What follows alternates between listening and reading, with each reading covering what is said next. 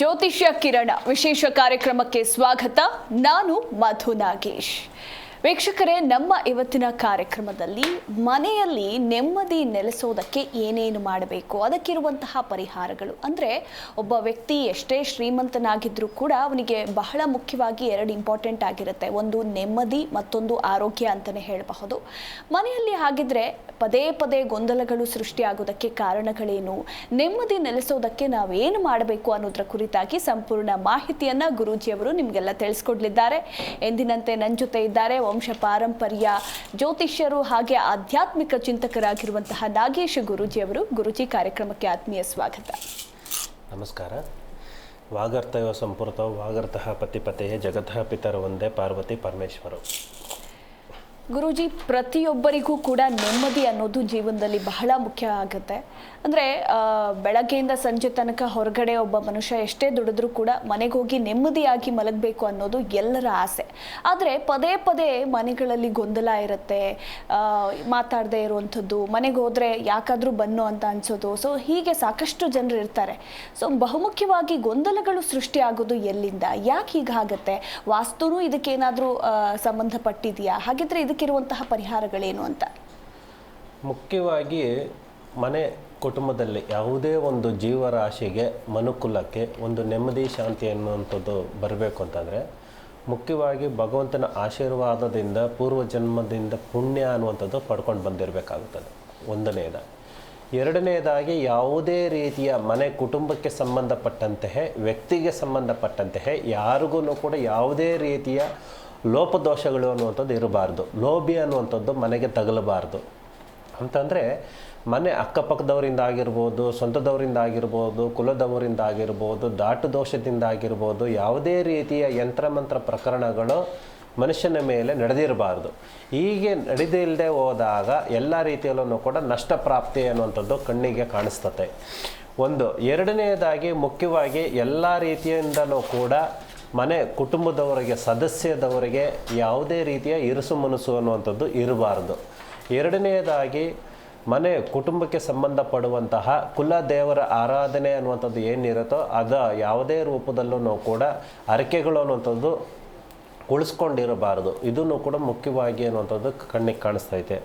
ಮತ್ತು ವಾಸ್ತು ಪ್ರಕಾರವಾಗಿ ತಗೊಂಡಾಗ್ಲೂ ಕೂಡ ಮನೆ ಯಜಮಾನನಿಗೆ ಸಂಬಂಧಪಡುವಂತಹ ಮನೆಯ ವಾಸ್ತುವಿನ ಮೂಲ ಮುಖ್ಯ ದ್ವಾರ ಅನ್ನುವಂಥದ್ದು ಯಾವ ದಿಕ್ಕಾಗಿದೆ, ಅದು ಆಗಿ ಬರ್ತಾ ಇದ್ದ ಇಲ್ವಾ, ಅಥವಾ ಮನೆ ಸದಸ್ಯರಲ್ಲಿ ಒಂದು 5 ಜನ ಇದ್ದರೆ 3 ಜನಕ್ಕಾದ್ರೂ ಕೂಡ ಆ ವಾಸ್ತು ಬಾಗಿಲು ಅನ್ನುವಂಥದ್ದು ಸರಿಪಡಿಸ್ಕೋಬೇಕಾಗುತ್ತದೆ. ಮನೆ ಒಳಗಡೆ ಇರುವಂತಹ ಅಡುಗೆ ಮನೆ ಯಾವ ಕಡೆ ಇರಬೇಕು, ಮತ್ತು ಕನ್ನಡಿಗಳನ್ನ ಯಾವ ಕಡೆ ಈ ದಿಕ್ಕಿಗೆ ಇಟ್ಕೋಬೇಕು, ಮತ್ತು ದೇವರ ಮನೆ ಯಾವ ದಿಕ್ಕಿಗೆ ಇರಬೇಕು, ಯಾವ ದಿಕ್ಕಿನಲ್ಲೇ ನಾವು ಕೂತ್ಕೊಂಡು ಪೂಜೆ ಮಾಡಬೇಕು ಅನ್ನೋಂಥದ್ದು ವಾಸ್ತುಗೆ ಸಂಬಂಧಪಡುವಂಥದ್ದು, ವಾಸ್ತು ಪುರುಷ ಅನ್ನುವಂಥದ್ದು ಎಷ್ಟರ ಮಟ್ಟಿಗೆ ಮನೆ ಸದಸ್ಯರ ಮೇಲೆ ಪರಿಣಾಮ ಬೀರ್ತಾ ಇದೆ ಅನ್ನುವಂಥದ್ದು ತಿಳ್ಕೊಬೇಕಾಗುತ್ತದೆ.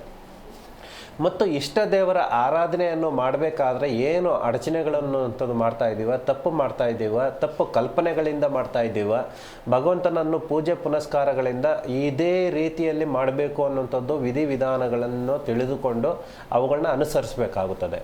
ಮತ್ತು ಪಾಪಕರ್ಮಗಳು ನಮಗೆ ಎಷ್ಟು ಸಮಸ್ಯೆಗಳು ಇದ್ದಾವೆ ಅಂತಂದರೆ ಜಾತಕದ ಆಧಾರದ ಮೇಲೆ ಗ್ರಹಗತಿ ಯೋಗ ಬಲದಿಂದ ನಷ್ಟ ಫಲದಿಂದ ಏನಾದ್ರೂ ಕೂಡ ನಮಗೆ ತೊಂದರೆಗಳಾಗ್ತಾ ಇದೆಯಾ, ಈ ಎಲ್ಲ ಅಂಶಗಳಿಂದನೂ ಕೂಡ ನಮ್ಮ ಮನೆ ಕುಟುಂಬಕ್ಕೆ ಸಂಬಂಧಪಡುವಂತಹ ನೆಮ್ಮದಿ ಶಾಂತಿಯನ್ನು ಹೇಗೆ ಪರಿಹಾರ ಮಾಡ್ಕೋಬೇಕು ಅನ್ನುವಂಥದ್ರ ಮೂಲಕ ನಾವು ಕಂಡುಹಿಡ್ಕೋಬಹುದು.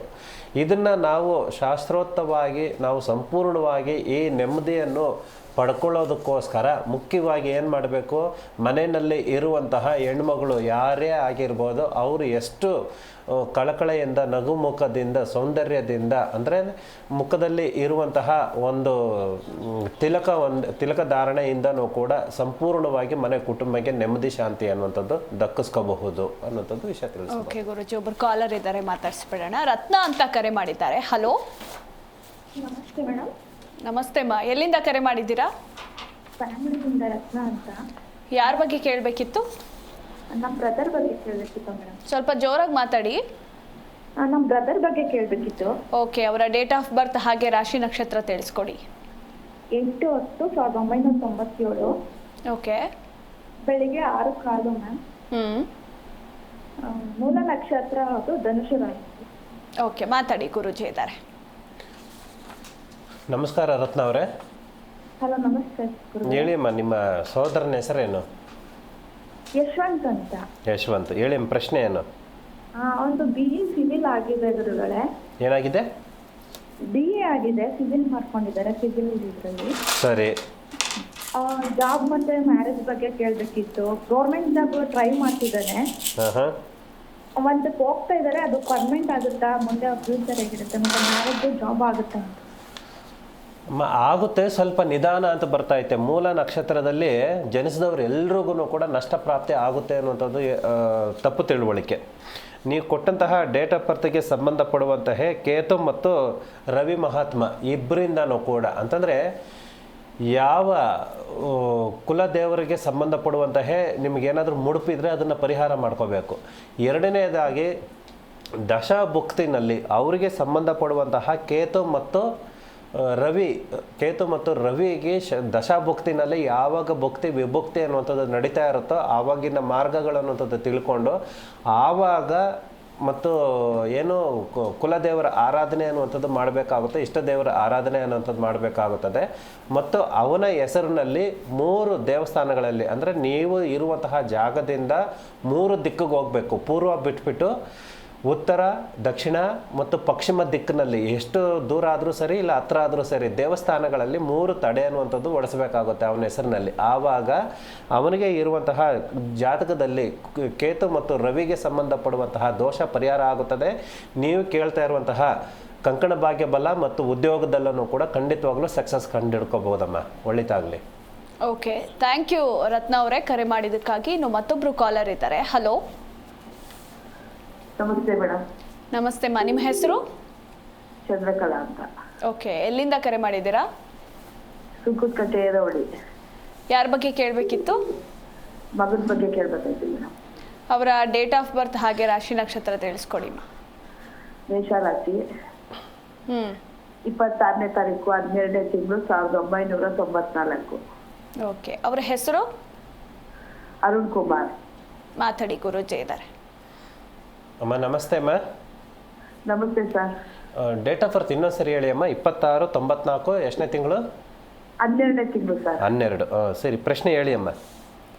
ಅವನಿಗೆ ಮದುವೆ ಈ ವರ್ಷ ಆಯ್ತು ಸರ್, ಲಗ್ನ ಕೂಡ ಬರುತ್ತಾ ಅಂತ ಸರ್. ಬೇರೆ ಹೆಸರು ಏನಾರು ಇದೆಯಾ ಅರುಣ್ಗೆ? ವಿಠಲ್ ಕುಮಾರ್. ಆಗುತ್ತೆ ಅಮ್ಮ. 26/12/1994 ಅರುಣ್ ಕುಮಾರ್ ಅಂತ ಅಂದ್ಬಿಟ್ಟು ಹೆಸರು ಹೇಳಿದ್ರಿ ಅಮ್ಮ. ಕುಜನಿಗೆ ಸಂಬಂಧಪಡುವಂತೆ ಅಂದ್ರೆ ಅಂಗಾರಕ ಅಂತ ಬರ್ತಾ ಐತೆ. ಕುಜನಿಗೆ ಸಂಬಂಧಪಡುವಂತನಿಗೆ ಅವನಿಗೆ ಸ್ವಲ್ಪ ಲೋಪದೋಷಗಳು ಅಂತದ್ದು ಇದೆ. ಮುಖ್ಯವಾಗಿ ಅವನಿಗೆ ಪುಷ್ಯರಾಗ ಅನ್ನುವಂಥದ್ದು ಹರಳನ್ನು ತೆಗೆದುಕೊಳ್ಳಿ. ನವರತ್ನದಲ್ಲಿ ಪುಷ್ಯರಾಗ ಅನ್ನುವಂಥದ್ದು ಹರಳನ್ನು ಬೆಳ್ಳಿನಲ್ಲಿ ಮಾಡಿಸಿ ಅವನಿಗೆ ಉಂಗುರ ಬೆರಳಿಗೆ ಹಾಕಿ, ಆಯ್ತಾ, ಇದನ್ನ 27 ದಿನಗಳ ಕಾಲ ಅವನು ಧರಿಸ್ಬೇಕಾಗುತ್ತದೆ. ಅಂದ್ರೆ ಕಂಟಿನ್ಯೂ ಧರಿಸಿದ್ರು ಕೂಡ ಓಕೆನೆ, ತೊಂದರೆ ಏನಿಲ್ಲ. ಮಂಗಳವಾರ ದಿನ ಹಾಕ್ಸಿ, ಮಂಗಳವಾರ ದಿನ ಹಾಕಿಸಿ ಅವನಿಗೆ ಪೂಜೆನ ಮಾಡಿಸಿಬಿಟ್ಟು ಮನೆ ದೇವರಿಗೆ ಪೂಜೆ ಮಾಡಿಸಿ ಅದಕ್ಕೂ ಕೂಡ ಉಂಗುರಕ್ಕೂ ಕೂಡ ಹಾಲಿನಲ್ಲಿ ತೊಳೆದು ಮಂಗಳವಾರ ದಿನದಿಂದ ಹಾಕಿಸಿ ಅವನಿಗೆ ಇರುವಂತಹ ಕಂಕಣ ಭಾಗ್ಯದ ಬಲದಲ್ಲಿ ಏನು ತೊಂದರೆಗಳಾಗ್ತಾ ಇತ್ತು ಅದನ್ನು ಸ್ವಲ್ಪ ಪರಿಹಾರ ಮಾಡ್ಕೋಬಹುದು. ಎರಡನೇದಾಗಿ ಅಶ್ವತ್ಥಕಟ್ಟೆ ಏನಿದೆಯೋ, ಅಶ್ವತ್ಥಕಟ್ಟೆ ನಿಮಗೆ ಸುತ್ತಮುತ್ತದಲ್ಲಿ ಎಲ್ಲಿದೆಯೋ ಅಲ್ಲಿ ಕರ್ಕೊಂಡು ಹೋಗ್ಬಿಟ್ಟು ಮಗನ ಹೆಸರಿನಲ್ಲಿ ಅವನಿಗೆ ಸ್ವಲ್ಪ ಪೂಜೆ ಅನ್ನುವಂಥದ್ದು ಅವನ ಮುಖಾಂತರದಿಂದನೇ ಮಾಡಿಸಿ ಆ ನಾಗರಿಕಲ್ನ ತೊಳೆದು ಪೂಜೆ ಮಾಡಿಸಿ ನಮಸ್ಕಾರ ಮಾಡ್ಕೊಳ್ಳೋದಕ್ಕೆ ಕೇಳಿ 2 ದಿನ ಮಾಡಬೇಕು. ಮಂಗಳವಾರ ಮತ್ತು ಶುಕ್ರವಾರ ಈ 2 ದಿನ ಮಾಡಿ ಮತ್ತು ಮಂಗಳವಾರ ದಿನ ಆ ಪುಷ್ಯರಾಗ ಹರಳನ್ನು ಧರಿಸೋದಕ್ಕೆ ಕೇಳಿ ಆದಷ್ಟು ಬೇಗ ಕಂಕಣ ಭಾಗ್ಯ ಕೂಡಿ ಬರುತ್ತದೆ. ಒಳ್ಳೆಯದಾಗಲಿ. ಓಕೆ ಮಾ, ಥ್ಯಾಂಕ್ ಯು ಕರೆ ಮಾಡೋದಕ್ಕಾಗಿ. ಇನ್ನು ಗುರುಜಿ, ಮನೆಯಲ್ಲಿ ನೆಮ್ಮದಿ ನೆಲೆಸೋದಕ್ಕೆ ಹಾಗಿದ್ರೆ ಯಾವ ದೇವರ ಆರಾಧನೆ ಮಾಡಬೇಕು ಅಂತಿದ್ರೆ ಯಾವ ದೇವರನ್ನ ಪೂಜಿಸಬೇಕು ಗುರುಜಿ? ಮುಖ್ಯವಾಗಿ ಮನೆ ದೇವರು ಕುಟುಂಬಕ್ಕೆ ಸಂಬಂಧಪಡುವಂತಹ ಕುಲ ದೇವರನ್ನು ಆರಾಧನೆ ಮಾಡಬೇಕಾಗುತ್ತೆ ಒಂದು. ಎರಡನೇದಾಗಿ ಅಂದರೆ ದೊಡ್ಡವರು ಹಿರಿಯರು ಯಾರು ಮನೆಗೆ ಕುಟುಂಬಕ್ಕೆ ಸಂಬಂಧಪಡುವಂತಹ ಮತ್ತು ವಂಶಕ್ಕೆ ಸಂಬಂಧಪಡುವಂತಹ ಸ್ವರ್ಗಸ್ಥರಾಗಿದ್ದಾರೋ ಅವರುಗಳಲ್ಲಿ ಯಾವುದೇ ರೀತಿಯ ಪಿತೃದೋಷ ಅನ್ನುವಂಥದ್ದು ಏನಾದರೂ ಕೂಡ ಇದ್ದರೆ ಅದು ಹೆಣ್ಣಾಗಿರ್ಬೋದು ಗಂಡಾಗಿರ್ಬೋದು, ಯಾರಿಗೆ ಮನೆ ಕುಟುಂಬಕ್ಕೆ ಸಂಬಂಧಪಡುವಂತಹ ಪಿತೃದೋಷ ಅನ್ನುವಂಥದ್ದು ಇರೋದ್ರಿಂದ ಯಾವುದೇ ರೂಪದಲ್ಲಿ ಹವನ ಹೋಮಗಳು ಮಾಡಿದ್ರೂ ಕೂಡ ಸಕ್ಸಸ್ ಆಗೋದಿಲ್ಲ, ನೆಮ್ಮದಿ ಶಾಂತಿ ಸಿಗೋದಿಲ್ಲ. ಆದ ಕಾರಣದಿಂದ ಪಿತೃದೋಷ ಪರಿಪಾಲನಾ ಅನ್ನುವಂಥದ್ದು ಬರ್ತೈತೆ. ಅಂದರೆ ನಾರಾಯಣ ಬಲಿಯಿಂದನೂ ಕೂಡ ಮಾಡ್ಬೋದು, ಅಥವಾ ಬಲೀಂದ್ರ ಪೂಜೆ ಅನ್ನುವಂಥದ್ದು ಮುಖಾಂತರದಿಂದನೂ ಮಾಡ್ಬೋದು, ಮತ್ತು ತೀರ್ಥಕ್ಷೇತ್ರಗಳಲ್ಲಿ ನದಿ ಸ್ನಾನದಿಂದ ಅನ್ನುವಂಥದ್ದು ಮುಖಾಂತರದಿಂದ ಪಿಂಡ ದರ್ಪಣ ಅನ್ನುವಂಥದ್ದು ಮಾಡಬೇಕಾಗುತ್ತದೆ. ಇದನ್ನು ಮಾಡಿದಾಗ ಮನೆ ಕುಟುಂಬದಲ್ಲಿ ವಾಸ್ತು ಚೆನ್ನಾಗಿದ್ರೂ ಕೂಡ, ಭಗವಂತನ ಆಶೀರ್ವಾದ ಚೆನ್ನಾಗಿದ್ರೂ ಕೂಡ, ನಮ್ಮ ಹಣೆ ಬರಹ ಯೋಗ ಬಲ ಅನ್ನುವಂಥದ್ದು ಚೆನ್ನಾಗಿದ್ರೂ ಕೂಡ, ಈ ಪಿತೃದೋಷ ಅನ್ನುವಂಥದ್ರಿಂದ ಎಲ್ಲ ರೂಪದಲ್ಲೂ ಕೂಡ ನಷ್ಟ ಅನ್ನುವಂಥದ್ದು ಕಣ್ಣಿಗೆ ಕಾಣಿಸ್ತಾ ಇರುತ್ತದೆ. ಆವಾಗ ನೆಮ್ಮದಿ ಶಾಂತಿಯನ್ನು ಕಳ್ಕೋಬೇಕಾಗುತ್ತದೆ.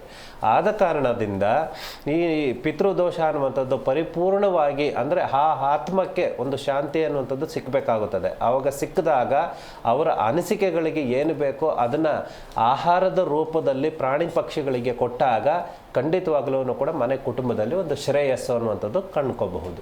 ಓಕೆ ಗುರುಜಿ, ಮತ್ತೊಬ್ರು ಕಾಲರ್ ಇದ್ದಾರೆ, ಮಾತಾಡಿಸ್ಬಿಡೋಣ. ಹಲೋ, ನಮಸ್ಕಾರ ಮೇಡಮ್. ನಮಸ್ತೆ ಮಾ, ಎಲ್ಲಿಂದ ಕರೆ ಮಾಡಿದ್ದೀರಾ? ನಾವು ಬೆಂಗಳೂರಿಂದ ಕರೆ ಮಾಡ್ತಾ ಇದ್ದೀವಿ. ಯಾರ ಬಗ್ಗೆ ಕೇಳಬೇಕಿತ್ತು? ನಮ್ಮ ಬಗ್ಗೆ ಕೇಳಬೇಕಾಗಿತ್ತು ಮೇಡಮ್. ಯಾರ ಬಗ್ಗೆ? ನಮ್ಮ ಬಗ್ಗೆ ಕೇಳಬೇಕಾಗಿತ್ತು ಮೇಡಮ್.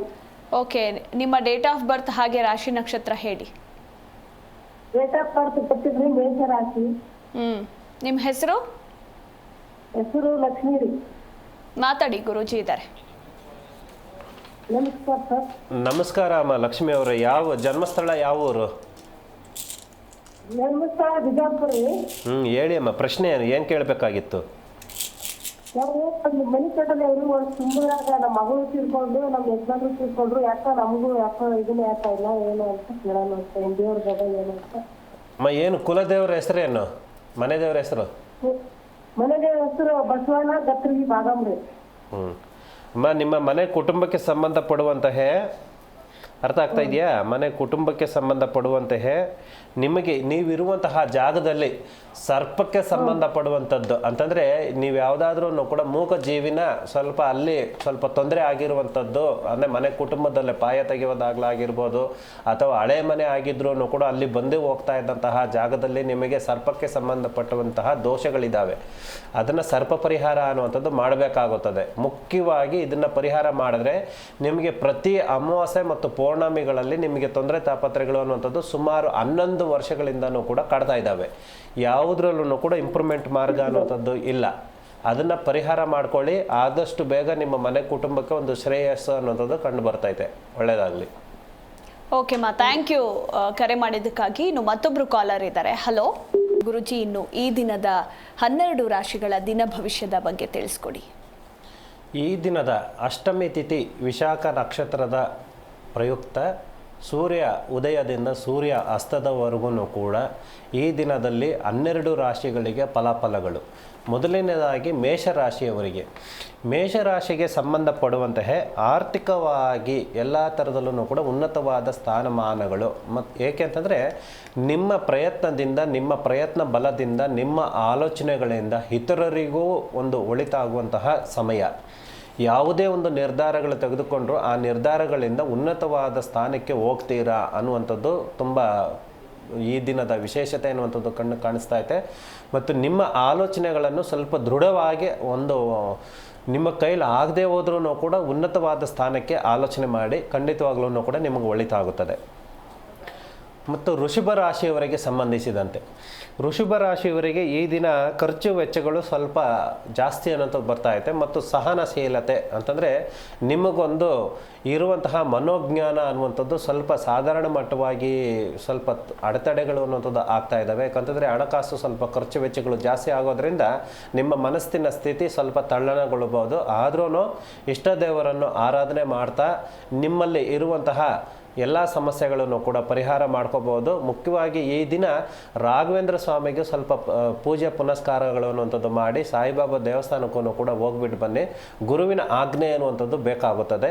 ಆದ ಕಾರಣದಿಂದ ನಿಮ್ಮ ಜ್ಞಾನ ಅನ್ನುವಂಥದ್ದು ವೃದ್ಧಿ ಮಾಡ್ಕೊಳ್ಳೋದಕ್ಕೆ ತಂದೆ ತಾಯಿಯರ ಆಶೀರ್ವಾದನೂ ಕೂಡ ಪಡ್ಕೊಳ್ಳಿ. ಮಿಥುನ ರಾಶಿಯವರಿಗೆ, ಮಿಥುನ ರಾಶಿಗೆ ಸಂಬಂಧಿಸಿದಂತೆ ಈ ದಿನ ನಿಮ್ಮ ಕೆಲಸ ಕಾರ್ಯಗಳಿಗೆ ಸಂಬಂಧಿಸಿದಂತೆ, ನಿಮ್ಮ ಬಿಸ್ನೆಸ್ಸಿಗೆ ಸಂಬಂಧಿಸಿದಂತೆ ಹೊಸ ಅವಕಾಶಗಳು ಸಿಗುವಂತಹ ಮಾರ್ಗ ಅನ್ನುವಂಥದ್ದು ಬರ್ಬೋದು. ಎರಡನೇದಾಗಿ ಈ ಅಗ್ರಿಕಲ್ಚರ್ ಆಗಿರ್ಬೋದು ಅಥವಾ ಭೂಮಿಗೆ ಸಂಬಂಧಪಡುವಂತಹ ಅಂತಂದರೆ ಏನು ಹೇಳ್ತಾರೆ, ಭೂಮಿ ತಗೊಳ್ಳೋದಾಗಲಿ, ಸೈಟ್ಗಳು ತಗೊಳ್ಳೋದಾಗಲಿ ಅಥವಾ ಮಾರೋದಾಗಲಿ, ಈ ವಿಷಯಗಳಲ್ಲಿ ಸ್ವಲ್ಪ ಆದಷ್ಟು ಬೇಗ ನಿಮಗೆ ಇವತ್ತು ಒಂದು ಉನ್ನತವಾದ ರಿಸಲ್ಟ್ ಅನ್ನುವಂಥದ್ದು ಸಿಗುವಂಥದ್ದು. ಎಷ್ಟೋ ದಿನಗಳಿಂದ ನೀವು ಕಾಯ್ತಾ ಇದ್ದೀರಾ, ಒಂದು ಸೈಟ್ ತಗೋಬೇಕು, ಮನೆ ಮಾಡಬೇಕು ಅನ್ನುವಂಥದ್ದು ಆಗ್ತಾ ಇಲ್ಲ. ಈ ದಿನ ಸ್ವಲ್ಪ ಪ್ರಯತ್ನ ಪಟ್ಟರೆ ಆದಷ್ಟು ಬೇಗ ಮಿಥುನ ರಾಶಿಯವರಿಗೆ ಫಲ ಸಿಗುತ್ತೆ ಅನ್ನುವಂಥದ್ದು ಗೊತ್ತಾಗ್ತಾ ಇದೆ. ಮತ್ತು ಕಟಕ ರಾಶಿಗೆ ಸಂಬಂಧಪಡುವಂತಹ ನೀವು ಆರ್ಥಿಕವಾಗಿ ಸಮಸ್ಯೆಗಳನ್ನ ಎದುರಿಸ್ತಾ ಇದ್ದೀರಾ. ಮನೆ ಕುಟುಂಬದವರಿಂದನೂ ಕೂಡ ಬೆಂಬಲ ಅನ್ನುವಂಥದ್ದು ಸಿಗ್ತಾ ಇಲ್ಲ, ಸ್ನೇಹಿತರಿಂದನೂ ಕೂಡ ಬೆಂಬಲ ಅನ್ನುವಂಥದ್ದು ಸಿಗ್ತಾ ಇಲ್ಲ. ನೀವು ಮಾಡ್ತಾ ಇರುವಂತಹ ಕೆಲಸ ಕಾರ್ಯಗಳಿಗೆ ಯಾರೂ ಕೂಡ ತಾಸು ಕೊಡದೇ ಇರೋದ್ರಿಂದ ನಿಮ್ಮಲ್ಲಿ ಸ್ವಲ್ಪ ಚೈತನ್ಯ ಅನ್ನುವಂಥದ್ದು ಸ್ವಲ್ಪ ಕಳ್ಕೊಳ್ಳುವಂತಹ ಮಾರ್ಗಗಳು ಬರ್ತಾ ಇದೆ. ಆದ್ರೂ ಧೈರ್ಯವಾಗಿರಿ, ನಿಮಗೆ ಖಂಡಿತವಾಗ್ಲೂ ಸಕ್ಸಸ್ ಅನ್ನುವಂಥದ್ದು ಆಗುತ್ತದೆ. ಇಲ್ಲಿ ಏನು ಮಾಡಬೇಕು, ವಿಶೇಷವಾಗಿ ವಿಷ್ಣುವಿನ ಆರಾಧನೆ ಅನ್ನುವಂಥದ್ದು ಮಾಡಬೇಕಾಗುತ್ತದೆ. ವಿಷ್ಣುವಿನ ಆರಾಧನೆ ಮಾಡಿ ಎಲ್ಲ ರೂಪದಲ್ಲೂ ಕೂಡ ನಿಮಗೆ ಅನುಕೂಲ ಮಾರ್ಗ ಅನ್ನುವಂಥದ್ದು ಕಂಡು ಬರ್ತೈತೆ. ಮತ್ತು ಸಿಂಹ ರಾಶಿಗೆ ಸಂಬಂಧಪಡುವಂತಹ ನಿಮ್ಮಲ್ಲಿ ಆತ್ಮವಿಶ್ವಾಸ ಅನ್ನುವಂಥದ್ದು ದೃಢವಾಗಿರಬೇಕಾಗುತ್ತದೆ. ಏಕೆಂತಂದರೆ ಆರೋಗ್ಯದಲ್ಲಿ ಸ್ವಲ್ಪ ಪೆಟ್ಟು ತಿಂತಾ ಇದ್ದೀರಾ, ಸ್ವಲ್ಪ ಈ ದಿನ ಸ್ವಲ್ಪ ನಷ್ಟ ಪ್ರಾಪ್ತಿ ಅನ್ನುವಂಥದ್ದು ಆಗುವಂತಹ ಸಮಯ, ಅಂತಂದರೆ ಆಕ್ಸಿಡೆಂಟ್ ಆಗುವಂತಹ ಸಮಯ. ಆಕ್ಸಿಡೆಂಟ್ ಅಂತಂದರೆ ವಾಹನಕ್ಕೆ ಸಂಬಂಧಪಡುವಂಥದ್ದೇ ಅಲ್ಲ, ನಿಮ್ಮ ವ್ಯವಹಾರದಲ್ಲಿ ಯಾವುದಾದ್ರೂ ಕೂಡ ಅಡೆತಡೆಗಳು ಆಗುವಂಥದ್ದು, ಮನೆ ಕುಟುಂಬದಲ್ಲೇ ಅನಿರೀಕ್ಷಿತವಾಗಿ ಜಗಳಗಳಾಗುವಂಥದ್ದು, ಇವುಗಳನ್ನೆಲ್ಲವನ್ನು ಕೂಡ ತಡೆ ಹಿಡಿಯೋದಕ್ಕೆ ಮುಖ್ಯವಾಗಿ ಶಿವನ ಆರಾಧನೆ ಅನ್ನುವಂಥದ್ದು ಮಾಡಬೇಕಾಗುತ್ತದೆ. ಮತ್ತು ನಿಮಗೆ ಕೈಲಾದಷ್ಟು ನಿಮ್ಮ ಬೊಗಸೆಯಷ್ಟು ನವಧಾನ್ಯಗಳನ್ನು ಅಥವಾ ಸಿರಿಧಾನ್ಯಗಳನ್ನು ದಾನದ ರೂಪದಲ್ಲೇ ಆಗಲಿ ಅಥವಾ ಮೂಕ ಪ್ರಾಣಿಗಳಿಗೆ ಹಸುವಿಗೆ ಕೊಡುವಂಥದ್ದಾಗಲಿ ಮಾಡಿದಾಗ ನಿಮ್ಮಲ್ಲಿರುವಂತಹ ದೋಷ ಅನ್ನುವಂಥದ್ದು ಪರಿಹಾರ ಮಾರ್ಗ ಅನ್ನುವಂಥದ್ದು ಕಂಡುಕೋಬಹುದು. ಮತ್ತು ಕನ್ಯಾ ರಾಶಿಯವರಿಗೆ ವಿಶೇಷವಾಗಿ ನಿಮ್ಮ ಆಧ್ಯಾತ್ಮಿಕದಲ್ಲಿ ಆಸಕ್ತಿ ಅನ್ನುವಂಥದ್ದು ಉತ್ತೇಜನ ಕೊಡುತ್ತದೆ. ಯಾವುದೇ ರೀತಿಯ ಪುಸ್ತಕಗಳನ್ನು ಓದೋದ್ರಿಂದ ಮತ್ತು ಗುರು ಹಿರಿಯರಿಂದ ಜ್ಞಾನವನ್ನು ಪಡ್ಕೊಳ್ಳೋದ್ರಿಂದ ಮತ್ತು ಧ್ಯಾನ ಅನ್ನುವಂಥದ್ದು ಮಾಡೋದ್ರಿಂದ, ಮೆಡಿಟೇಷನ್ ಮಾಡೋದ್ರಿಂದ ನಿಮ್ಮಲ್ಲಿ ಒಂದು ಹೊಸ ಉನ್ನತವಾದ ಜ್ಞಾನ ಅನ್ನುವಂಥದ್ದು ವೃದ್ಧಿ ಆಗುತ್ತದೆ. ಮತ್ತು ನಿಮಗೆ ಸಂಬಂಧಪಡುವಂತಹ ಒಂದು ದಿವ್ಯ ದೃಷ್ಟಿ ಅನ್ನುವಂಥದ್ದು, ನಿಮಗೆ ಒಳ್ಳೆ ಚೈತನ್ಯ ಅನ್ನುವಂಥದ್ದು ಕೂಡ ದಕ್ಕಿಸ್ಕೋಬಹುದು. ಮನೆ ಕುಟುಂಬದವರ ಜೊತೆ ಸಾಧ್ಯವಾದಷ್ಟು ಕೂಡ ಸಮಯವನ್ನು ಕಳೆದರೆ ನಿಮ್ಮ ಮನೆ ವಾತಾವರಣದಲ್ಲಿ ಇರುವಂತಹ ನೆಗೆಟಿವ್ ಎನರ್ಜಿಯನ್ನು ಹೋಗಲಾಡಿಸಿ ನಿಮ್ಮಿಂದ ಒಂದು ಉತ್ತೇಜನ ಕೊಡುವಂತಹ, ಮಾರ್ಗದರ್ಶನ ಆಗುವಂತಹ, ನಿಮ್ಮ ಕೈ ಕೆಳಗಡೆ ಇರುವಂಥವ್ರಿಗೆ ಎಲ್ರಿಗೂ ಕೂಡ ನಿಮ್ಮಿಂದ ಒಂದು ಗುರುವಿನ ಸ್ಥಾನ ಸಿಗುವಂತಹ ಮಾರ್ಗ ದಿನ ಇವತ್ತು. ಮತ್ತು ತುಲಾರಾಶಿಗೆ ಸಂಬಂಧಪಟ್ಟಂತಹ ಕುಟುಂಬದಲ್ಲಿ ಸ್ವಲ್ಪ ತೊಂದರೆ ತಾಪತ್ರೆಗಳು ಅನ್ನುವಂಥದ್ದು ಬರ್ತಾ ಐತೆ. ಮತ್ತು ಸ್ವಂತದವರಿಂದನೂ ಕೂಡ ಮಾನ ಅಪಮಾನಗಳು ಅನ್ನುವಂಥದ್ದು ಬರ್ತಾ ಐತೆ. ಮತ್ತು ಹಿತೈಷಿಗಳಿಂದನೂ ಕೂಡ ಸ್ವಲ್ಪ ನಷ್ಟ ಪ್ರಾಪ್ತಿ ಅನ್ನುವಂಥದ್ದು ಬರ್ತಾ ಐತೆ. ಆದ ಕಾರಣದಿಂದ ಹಣಕಾಸಿಗೆ ಸಂಬಂಧಪಡುವಂತಹ ಯಾವುದೇ ವ್ಯವಹಾರಗಳನ್ನು ನಿರ್ಧಾರ ತೆಗೆದುಕೊಳ್ಳುವುದನ್ನು ಸ್ವಲ್ಪ ಆಲೋಚನೆ ಮಾಡಿ. ಎರಡನೇದಾಗಿ ನಿಮಗೆ ಹೆಚ್ಚು ಮನಸ್ಸಿಗೆ ಸಮಾಧಾನ ಎಲ್ಲಿ ಸಿಗುತ್ತದೋ ಅಲ್ಲಿ ನೀವು ಹೆಚ್ಚು ಸಮಯವನ್ನು ಕಳಿಬೇಕು. ಮನೆ ಕುಟುಂಬದವರಿಂದ ಅಸಮಾಧಾನ ಇದ್ರೂ ಕೂಡ ಮನೆ ಕುಟುಂಬದವರಿಗೆ ಸ್ವಲ್ಪ ಜಾಸ್ತಿ ಹೆಚ್ಚು ಪ್ರಾಮುಖ್ಯತೆಯನ್ನು ಕೊಟ್ಟಾಗ ನಿಮಗೆಲ್ಲ ರೂಪದಲ್ಲೂ ಕೂಡ ಅನುಕೂಲ ಮಾರ್ಗ ಅನ್ನುವಂಥದ್ದು ಕಣ್ಣಿಗೆ ಕಾಣಿಸ್ತಾ ಇದೆ. ವೃಶ್ಚಿಕ ರಾಶಿಯವರಿಗೆ ಸ್ನೇಹಿತ ಬಳಗದಿಂದನೂ ಕೂಡ ನಷ್ಟ ಪ್ರಾಪ್ತಿ ಅನ್ನುವಂಥದ್ದು ಬರ್ತಾ ಇದೆ. ನೀವು ಯಾವ ಉದ್ಯೋಗದಲ್ಲಿ ಯಾವ ಕ್ಷೇತ್ರದಲ್ಲಿ ಕೆಲಸ ಕಾರ್ಯಗಳನ್ನು ಮಾಡ್ತಾ ಇದ್ದೀರೋ ಅಲ್ಲಿಂದನೂ ಕೂಡ ನಿಮ್ಮ ಸಹಪಾಠಿಗಳಿಂದನೂ ಕೂಡ ನಷ್ಟ ಪ್ರಾಪ್ತಿ ಅನ್ನುವಂಥದ್ದು ಕಣ್ಣಿಗೆ ಕಾಣಿಸ್ತಾ ಇದೆ. ಮತ್ತು ಹಣಕಾಸಿನಲ್ಲಿ ಸಮಸ್ಯೆಗಳು ಜಾಸ್ತಿ ಅನ್ನುವಂಥದ್ದು ಬರ್ತಾ ಇದೆ. ಆದ ಕಾರಣದಿಂದ ಎಚ್ಚರಿಕೆಯಿಂದ ಈ ದಿನ ನಿಮ್ಮ ಆಲೋಚನೆಗಳಿಗೆ ಸಂಬಂಧಿಸಿದಂತೆ, ನಿಮ್ಮ ಇಷ್ಟ ಕಷ್ಟಗಳಿಗೆ ಸಂಬಂಧಿಸಿದಂತೆ ಮಾತ್ರನೇ ಕೆಲಸ ಮಾಡಿ ಎಲ್ಲ ರೂಪದಲ್ಲೂ ಒಳಿತಾಗಲಿ. ಮತ್ತು ಧನುಸ್ಸು ರಾಶಿಗೆ ಈ ದಿನ ಎಲ್ಲ ರೂಪದಲ್ಲೂ ಕೂಡ 50-50 ಅನ್ನುವಂಥದ್ದು ಕಣ್ಣು ಕಾಣಿಸ್ತಾ ಐತೆ. ಅಂತಂದರೆ ಒಳ್ಳೆಯದು ಅಲ್ಲ ಕೆಟ್ಟದ್ದು ಅಲ್ಲ. ಆದ್ರೂ ಭಗವಂತನ ಮೇಲೆ ಭಾರ ಹಾಕಿ ನೀವು ಮಾಡುವಂತಹ ಕೆಲಸ ಕಾರ್ಯಗಳಿಗೆ ಧೈರ್ಯವಾಗಿ ಮುನ್ನುಗ್ಗಿ ಖಂಡಿತವಾಗ್ಲೂ ಕೂಡ ಸಕ್ಸಸ್ ಅನ್ನುವಂಥದ್ದು ಆಗುತ್ತದೆ. ಯಾವುದೇ ಕೆಲಸಕ್ಕೆ ಕೈ ಹಾಕಿದ್ರೂ ಕೂಡ ಸ್ವಲ್ಪ ಆಲೋಚನೆಯಿಂದ ನಿಧಾನವೇ ಪ್ರಧಾನ ಅನ್ನೋ ರೀತಿಯಲ್ಲಿ, ನಿಧಾನ ಆದರೂ ಪರವಾಗಿಲ್ಲ, ಸಾಯಂಕಾಲ 6 ಗಂಟೆ ನಂತರ ಎಲ್ಲ ವಿಷಯಗಳನ್ನು ಕೂಡ ನಿರ್ಧಾರ ತೆಗೆದುಕೊಳ್ಳಿ, ಖಂಡಿತವಾಗ್ಲೂ ಒಳ್ಳೆಯದಾಗುತ್ತದೆ. ಮತ್ತು ಮಕರ ರಾಶಿಗೆ ಸಂಬಂಧಪಟ್ಟಂಥದ್ದು. ಮಕರ ರಾಶಿಗೆ ವಿಶೇಷವಾಗಿ ತೀರ್ಥಕ್ಷೇತ್ರಗಳಿಗೆ ಪ್ರಯಾಣ ಮಾಡೋದ್ರಿಂದ ಒಂದು ಒಳಿತು ಅನ್ನುವಂಥದ್ದು ಕಾಣಿಸ್ತಾ ಐತೆ. ಮತ್ತು ಉದ್ಯೋಗದಲ್ಲಿ ಯಾವುದೇ ಸ್ಥಾನದಲ್ಲಿರ್ಬೋದು, ಚಿಕ್ಕದಿರ್ಬೋದು ದೊಡ್ಡದಿರ್ಬೋದು, ಯಾವ ಪ್ರಾಂತ್ಯದಲ್ಲಿ ಯಾವ ಕ್ಷೇತ್ರದಲ್ಲಿ ನೀವು ಕೆಲಸ ಮಾಡ್ತಾ ಇದ್ದೀರೋ ಆ ಕ್ಷೇತ್ರದಲ್ಲಿ ನಿಮಗೆ ಒಂದು ಪ್ರಮೋಷನ್ ಸಿಗುವಂತಹ ಮಾರ್ಗ ಅನ್ನುವಂಥದ್ದು ಇದೆ. ಖಂಡಿತವಾಗ್ಲೂ ಕೂಡ ಸಕ್ಸಸ್ ಅನ್ನುವಂಥದ್ದು ಕಾಣಿಸ್ಕೋಬೋದು. ವಿಶೇಷವಾಗಿ ವಿದ್ಯಾರ್ಥಿಗಳಿಗೆ ಸಂಬಂಧಪಡುವಂತಹ ಅಂತಂದರೆ ವಿದ್ಯಾಭ್ಯಾಸಕ್ಕೆ ಸಂಬಂಧಪಡುವಂಥದ್ದರಲ್ಲೂ ಕೂಡ ಉನ್ನತವಾದ ಸ್ಥಾನಕ್ಕೆ ಹೋಗುವಂತಹ ಮಾರ್ಗ ಅನ್ನುವಂಥದ್ದು ಇದೆ. ಸಾಧ್ಯವಾದಷ್ಟು ಗಾಯತ್ರಿ ಮಂತ್ರವನ್ನು ನೀವು ಪಠನೆ ಮಾಡೋದಾಗಲಿ ಅಥವಾ ಬರೆದಿಡುವಂಥದ್ದಾಗಲಿ ಜಪ ಮಾಡುವಂಥದ್ದಾಗಲಿ ಸಾಧ್ಯ ಮಾಡಿದ್ರೆ ಆದಷ್ಟು ಬೇಗ ನಿಮ್ಮ ಜ್ಞಾನದಿಂದ ನಿಮಗೊಂದು ಉನ್ನತವಾದ ಸ್ಥಾನಕ್ಕೆ ಹೋಗುವಂತಹ ಪ್ರಮೋಷನ್ ಸಿಗುವಂತಹ ಮಾರ್ಗ ಅನ್ನುವಂಥದ್ದು ಕಣ್ಣಿಗೆ ಕಾಣಿಸ್ತಾ ಐತೆ. ಮತ್ತು ಕುಂಭರಾಶಿಗೆ ಸಂಬಂಧಿಸಿದ್ದು, ಕುಂಭರಾಶಿಯವರಿಗೆ ಈ ದಿನ ಸಾಧಾರಣ ಜೀವನ ಅನ್ನುವಂಥದ್ದು ಬರ್ತಾ ಐತೆ. ಆರೋಗ್ಯದಲ್ಲಿ ಮುಖ್ಯವಾಗಿ ಆರೋಗ್ಯದ ಬಗ್ಗೆ ಗಮನ ಅನ್ನುವಂಥದ್ದು ಕೊಡಿ. ಕಣ್ಣಿಗೆ ದೃಷ್ಟಿಗಳಿಗೆ ಸಮಾಧಾನ ಅನ್ನುವಂಥದ್ದು ಸ್ವಲ್ಪ ಇದೆ, ಅದನ್ನು ಸ್ವಲ್ಪ ಪರಿಹಾರ ಮಾಡ್ಕೋಬೇಕಾಗುತ್ತದೆ. ಎರಡನೇದಾಗಿ ಆಹಾರ ಪದ್ಧತಿಗಳನ್ನ ಸ್ವಲ್ಪ ಬದಲಾವಣೆ ಮಾಡ್ಕೋಬೇಕಾಗುತ್ತದೆ. ಸ್ವಲ್ಪ ಉಪವಾಸದಿಂದ ಇದ್ದರೆ ತುಂಬ ಖಂಡಿತವಾಗಲೂ ಕೂಡ ಒಳ್ಳೆಯದು ಅನ್ನುವಂಥದ್ದು ಕಣ್ಣಿಗೆ ಕಾಣಿಸ್ತಾ ಐತೆ. ಕುಂಭರಾಶಿಯವರಿಗೆ ನಿಮ್ಮ ಕ್ಷೇತ್ರದಲ್ಲಿ ನಿಮ್ಮಕ್ಕಿಂತಲೂ ಕೂಡ ಅತಿಯಾದ ಬುದ್ಧಿಗಳನ್ನು ಉಪಯೋಗಿಸಿ ನಿಮ್ಮನ್ನು ಕೆಳಗಡೆ ತುಳಿಯೋದಕ್ಕೆ ಪ್ರಯತ್ನ ಮಾಡ್ತಾ ಇದ್ದಾರೆ. ಅವರಿಂದ ಸ್ವಲ್ಪ ನೀವು ಎಚ್ಚೆತ್ತುಕೊಂಡು ಸ್ವಲ್ಪ ನಿಮ್ಮ ಜ್ಞಾನ, ನಿಮ್ಮ ಪಂಚೇಂದ್ರಿಯಗಳನ್ನು ನಿಮ್ಮ ಹಿಡಿತದಲ್ಲಿ ಇಟ್ಕೊಂಡ್ರೆ ಖಂಡಿತವಾಗ್ಲೂ ಕೂಡ ಸಕ್ಸಸ್ ಅನ್ನುವಂಥದ್ದು ಕಾಣಿಸ್ಕೋಬೋದು.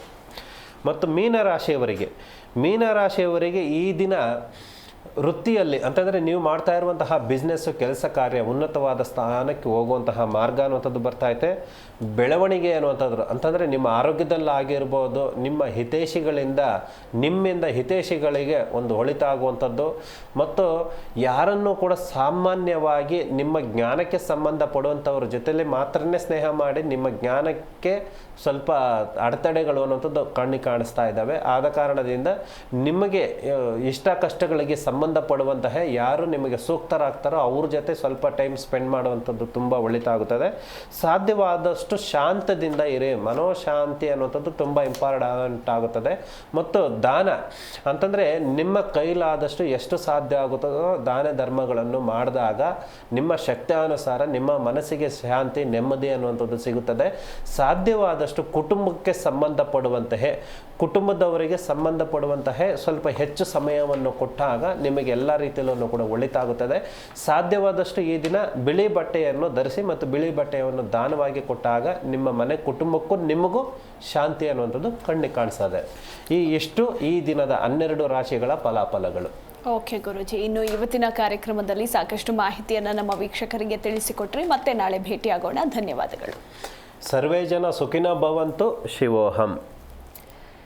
ವೀಕ್ಷಕರೇ, ನೋಡಿದ್ರಲ್ಲ, ಇದಾಗಿತ್ತು ಇವತ್ತಿನ ಜ್ಯೋತಿಷ್ಯ ಕಿರಣ ವಿಶೇಷ. ಹಾಗೆ ಗುರೂಜಿಯವರನ್ನ ನೇರವಾಗಿ ಭೇಟಿ ಮಾಡಬೇಕು, ನಿಮ್ಮೆಲ್ಲ ಸಮಸ್ಯೆಗಳಿಗೆ ಪರಿಹಾರವನ್ನ ಕಂಡುಕೊಳ್ಬೇಕು ಅಂದಲ್ಲಿ ಈಗ ನಾವು ಅವರ ಪರ್ಸನಲ್ ಕಾಂಟ್ಯಾಕ್ಟ್ ನಂಬರ್ ಅನ್ನ ತೋರಿಸ್ತೇವೆ, ಹಾಗೆ ವಿಳಾಸವನ್ನ ಕೂಡ ತೋರಿಸ್ತೇವೆ. ನೀವು ಭೇಟಿ ಕೊಡಬಹುದು ಅಂತ ಹೇಳ್ತಾ ನೋಡ್ತಾ ಇರಿ ಜಿ ಕನ್ನಡ ನ್ಯೂಸ್, ಸತ್ಯವೇ ಸುದ್ದಿಯ ಜೀವಾಳ. ಜ್ಯೋತಿಷ್ಯ ಕಿರಣ ಪಂಡಿತ್ ಶ್ರೀ ನಾಗೇಶ್ ಗುರೂಜಿ. ಸಂಪರ್ಕಿಸಬೇಕಾದ ವಿಳಾಸ ರಾಜರಾಜೇಶ್ವರಿ ಟೆಂಪಲ್ ಮುಂಭಾಗ, ಫಸ್ಟ್ ಮೇನ್, 3ನೇ ಬ್ಲಾಕ್, 4ನೇ ಸ್ಟೇಜ್, ರಾಜರಾಜೇಶ್ವರಿ ನಗರ, ಬೆಂಗಳೂರು 560098. 9900089019, 9900089018.